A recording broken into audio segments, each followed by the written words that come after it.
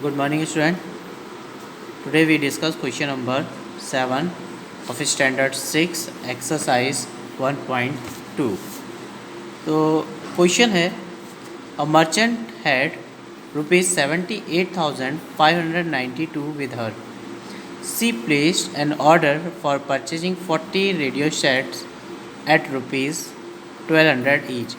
How much money will remain with her after the purchase? Okay, तो question में है ये कि मर्चेंट है एक जिसके पास 78,592 रुपीज़ हैं. She place N order for purchasing 40 radio set, और ये क्या करता है 40 रेडियो सेट को परचेज़ करने का ऑर्डर देता है जिसकी कॉस्ट एक रेडियो कॉस्ट है 1200. तो how much money will remain with her after purchase. तो पूरे 40 रेडियो सेट अगर ये परचेज़ करेगा तो उसके बाद में उसके पास कितनी मनी रह जाएगी हमें ये बताना है. ओके, तो फर्स्ट देखिए, cost of one radio set is rupees 1200. Then cost of 40 radio set. अब देखिए वन रेडियो सेट की कॉस्ट हमें पता है तो हमें कितने की बतानी है 40 की. जब एक की गिवन हो और मोर की पूछी है यानी कि ज़्यादा की तो हमें मल्टीप्लाई करना है. देखिए यहाँ पे 1200 multiply 40, the answer is 48,000. That means the cost of 40 radio set is 48,000. Clear. Now अब उसके पास कितने रुपीज़ बचे ये हमें बताना है. ठीक है, तो टोटल मनी कितनी थी 78,592, और कितनी खर्च हुई रेडियो सेट्स खरीदे तो मनी खर्च हुई तो वो कितनी हुई 48,000. तो इन दोनों को हम लोग क्या करेंगे सब्ट्रैक्ट करेंगे. क्लियर. सब्ट्रैक्ट किया तो हमारे पास आया 30,592. तो इतनी मनी उसके पास रिमेन रह गई. Clear. Now question number 8. Question number 8 को समझिए. यहाँ पे बोला हुआ है a student multiply 7,236 by 65 instead of multiplying by 56. Okay, तो एक स्टूडेंट था जिसने क्या किया मल्टीप्लाई करा 7,236 को 65 से मल्टीप्लाई कर दिया, जबकि करना किससे था 56 से. अब आप समझिए 65 से करेगा और 56 से करेगा तो आंसर्स में तो डिफरेंस आएगा. तो वो डिफरेंस कितना है ये क्वेश्चन में हमसे पूछा गया है. Okay, by how much was his answer greater than the correct answer. तो करेक्ट आंसर से जो करेक्ट आंसर कब आएगा जब 56 से मल्टीप्लाई करेंगे, और इनकरेक्ट कब आ रहा है जब हम 65 से कर रहे हैं. तो कितना डिफरेंस है. ओके, तो फर्स्ट रॉन्ग आंसर के लिए हम लोग करते हैं क्योंकि उसने मल्टीप्लाई किससे किया था 65 से. तो wrong answer when he multiply bye 65. तो 7,236 मल्टीप्लाई 65.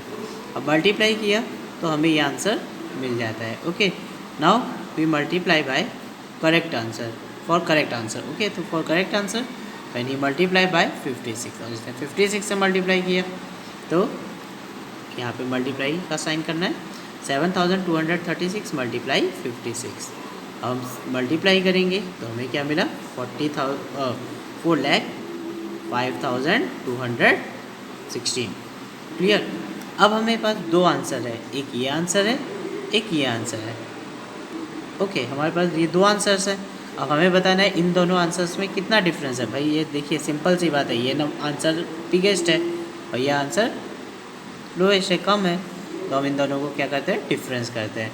तो difference in the answer is 4,70,340 minus 4,05,216. दोनों को हमने सब्ट्रैक्ट कर दिया तो डिफरेंस कितना आ गया इतना 65,124. Okay, now question number 9.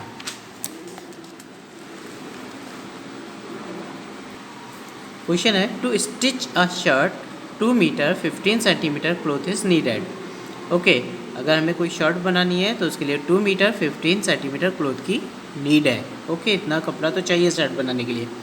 Out of 40 metre cloth, जबकि 40 मीटर क्लॉथ है हमारे पास, how many shirt can be stitch and how much cloth will remain.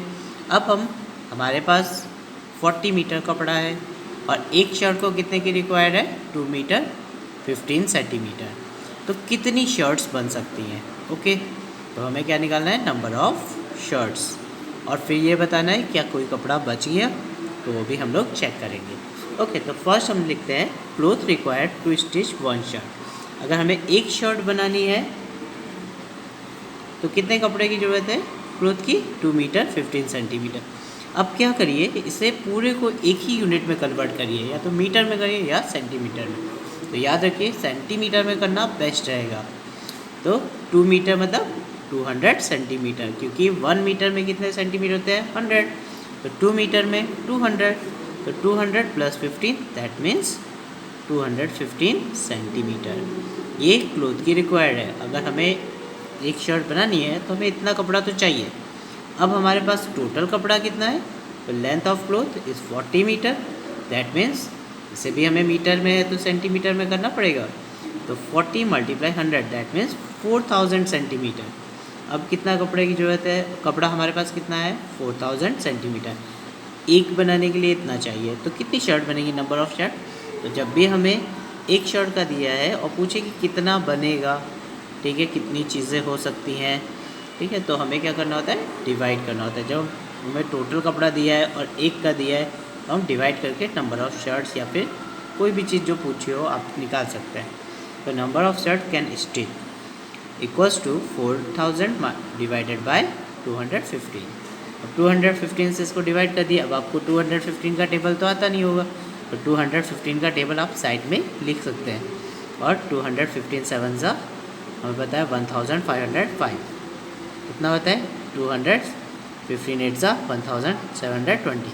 But यहाँ पे 400 है तो 1 ज़ा ले गए, फिर इन दोनों को हमने सब्ट्रैक्ट कर दिया। डिवाइड तो आता ही है सबको। 5 आ गया, इधर 8 आया, इधर 1। अब आप यहाँ 8 इसलिए आया क्योंकि यहाँ कैरी फॉरवर्ड गया। ये 10 हुआ था, ये 9 हुआ था, ये 3 हो गया था। ओके, तो यहाँ पे हमारे पास 185 बचा। इस ज़ीरो को हमने नीचे डाउनवर्ड लिख लिया। अब हमें क्या करना है? 8 ज़ा, हमें पता है कि 8 ज़ा निकाल सकते हैं। तो 8 ज़ा डिवाइड किया तो आंसर आया 130। अब 130 देखिए इससे छोटा है ना, तो अब डिवाइड नहीं होगा। तो कितना क्लोथ, कितनी शर्ट्स कितनी बनी? 18 शर्ट बन सकती है और 130 सेंटीमीटर क्लोथ रिमेन्स रहेगा। ओके।